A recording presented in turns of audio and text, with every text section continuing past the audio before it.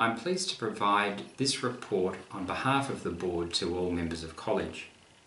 The report covers activities from January to April 2017. During this time, Board meetings have been held in February and April. There have been a lot of other issues before the Board and requiring College's attention. Once again, there are many items and activities underway and which I wish to update you on. This will be my last video report to you as President. Thanks to those fellows who have provided positive and useful feedback on these presentations. I very much appreciated the comment and feedback from fellows.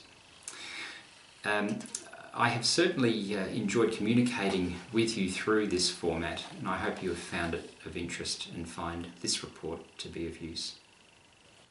Over the last few years, we've seen a great deal of work being done on governance, policy and processes within College. These are issues that are the backbone of how we operate as an organisation, and it is critical that we get them right.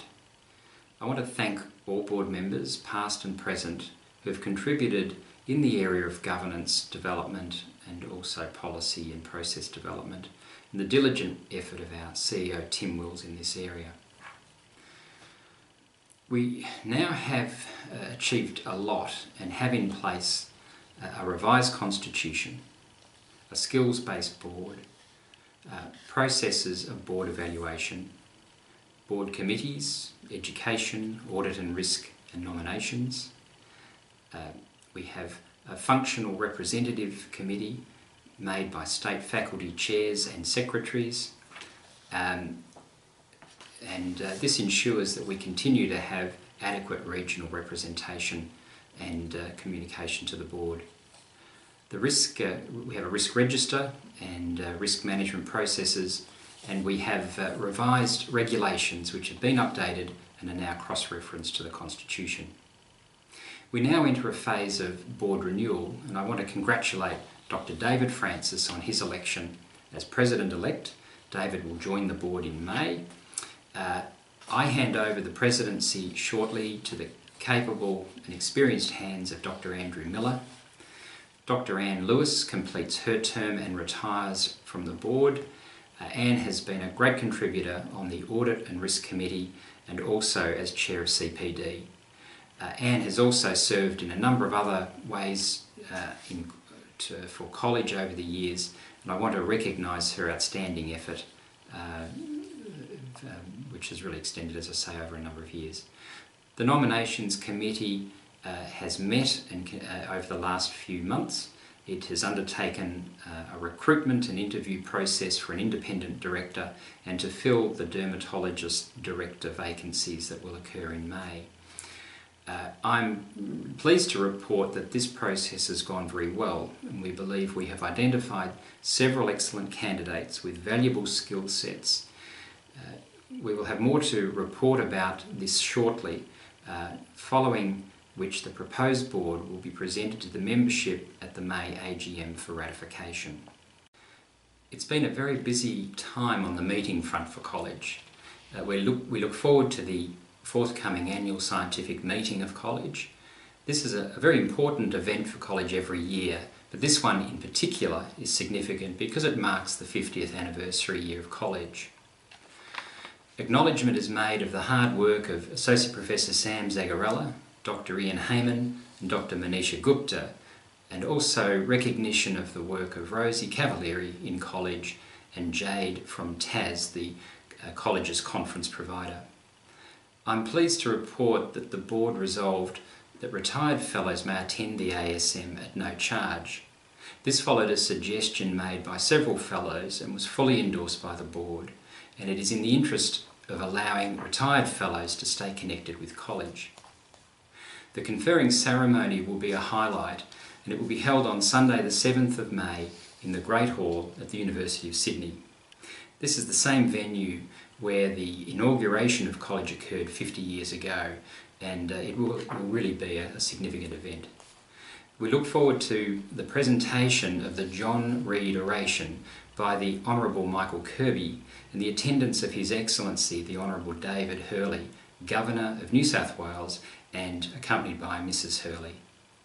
There are some other meetings to let you know about. The 17th World Congress of Cancers of the Skin, which is to be held in Sydney in August of next year, 2018. And the president of that Congress is Fellow of College, Professor Alan Cooper. The 13th International Congress of Dermatology of the International Society of Dermatology is to be held in Melbourne in 2021 and will be held in conjunction with the college meeting. And college is pleased to announce that we will be bidding for the World Congress of Dermatology for the year 2023. And this will be held in, or proposed to be held in, Sydney. Further details of this bid will be revealed at the annual scientific meeting in Sydney. Bidding for and following these high-profile international meetings is of great value in promoting the ACD internationally, and also just promoting dermatology both within Australia and internationally. With the 50th anniversary of college, this has been an opportunity and a good time to undertake work on the history of college. Our thanks go to the History Committee, chaired by Associate Professor Stephen Shumack, and the work of Living Histories of Melbourne with Jill Barnard and Sonia Jennings, who were commissioned by college to write a short history of the college since its inception. A publication will be launched at the 50th Annual Scientific Meeting in Sydney in May. This will be followed by the availability of a web-based history of college, which will have photographs, interviews and additional information related to the history of college. I believe this will be a great resource for now and for the future, and will record in prosperity the college's history. I also want to let you know about another project which was undertaken to document and commemorate Dr. John Belisario. Dr. Belisario was the first president of college, and our thanks go to Dr. Malcolm Lane Brown and Dr. Bill Land for their hard work on this project, and who, with support from college, have produced this publication which will be sent to all fellows prior to the ASM. Awards. Congratulations to all reward recipients for the 2016 awards period. These were announced recently, and many of these will be presented at the ASM this year. This is the first year of the John Belisario Award for Academic Dermatology, and it's to be awarded to Professor Gary Halliday. The other award, which is given for the first time this year, is the International Outreach Award of College, and this is to be awarded to Dr. Tim O'Brien. Congratulations to both recipients, who are both very worthy of these awards. Also to acknowledge our silver medal winners, Dr. James Butler, Associate Professor Rosemary Nixon, Associate Professor Stephen Shumack and Dr. Jack Sippy. Also, the Mervyn Gold Award recipients will be Dr. Ian McCrossan and Dr. Neville Collins. Congratulations to all of these people who have performed an outstanding service to college in these various areas, and worthy recipients. We've taken the opportunity to increase the number of awards given this, our 50th year. This has occurred previously with increased numbers of awards given at the 25th anniversary and in conjunction with the World Congress of Dermatology in Sydney. This has also been the first year that we have awarded the Presidential Citation. This is a new award that was determined to be given to fellows who have contributed to college in various ways, and it's a way of expanding the numbers of fellows that can be recognised in our awards system, and I wish to congratulate all recipients of this new award. I'm going to spend some time now talking about communications, advocacy and position statements. These are activities that the board is giving priority to and is spending quite a bit of time and energy. First of all, with communications and marketing, public relations are a strategic priority for the board, and we've been doing quite a lot of work in this area over the past few years. I'm pleased to report on the establishment of the Public Affairs Committee. The role of this committee is to work with Roshan Riddell, our communications specialist staff member, with a number of college members who have an interest or connection with the media. One of their tasks is to identify and formalise key fellows to act as spokespeople and advocates for college in matters of communication. Our strategy is now to be proactive in the media arena and with media engagement. Thus far, our response has tended to be reactive to issues as they come along. By being proactive, we hope to control the agenda of media discussion, promote stories that we feel are valuable, and demonstrate our expertise in a very positive and patient, advantageous way. We plan to use all available communication platforms and in particular adopt new media platforms that are available. And we want to aim to increase the visibility of college and the promotion in general terms of dermatology. We are also soon to commence a project to promote college and dermatologists. This followed market data that showed there is confusion in the community about what dermatologists do and what training we have had. The board has approved a budget for a small project that will engage an external consultancy to promote the profile of college and to define in the minds of the community what a dermatologist does. Turning now to position statements, we have been progressively developing position statements on topics that we see as important and requiring our leadership and advocacy in the public space. Under the direction of Dr. Hayley Bennett, Manager of Strategic Projects, there are and have been a number of position statements produced, and these are using current and best evidence and expert or peer opinion where appropriate. They are being developed to have material ready at college for media inquiries, but also can be used for public communication and for fellows to refer to and use when required. So far we've produced position statements on topical steroids, skin cancer, sunscreens, psoriasis, and there are others in the pipeline. We are of course welcoming of new topics if fellows wish to suggest topics that we should be focusing on with our position statements. As reported previously, and following on from the Task Force report on bullying, harassment and discrimination, we have identified the need to review and update the college's Code of Conduct. Review of the code, which covers professional behaviours of all fellows and trainees, is now underway. Initial work has been done within college, and we have taken note of how other colleges have approached the Code of Conduct issue. Where possible, we will standardise our code with that of other colleges, however recognise there are differences and special requirements of our specialty.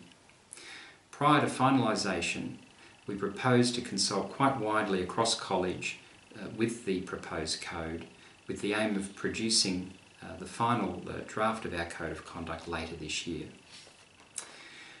We've previously announced the establishment of the Academic Standards Committee and the Professional Standards Committee.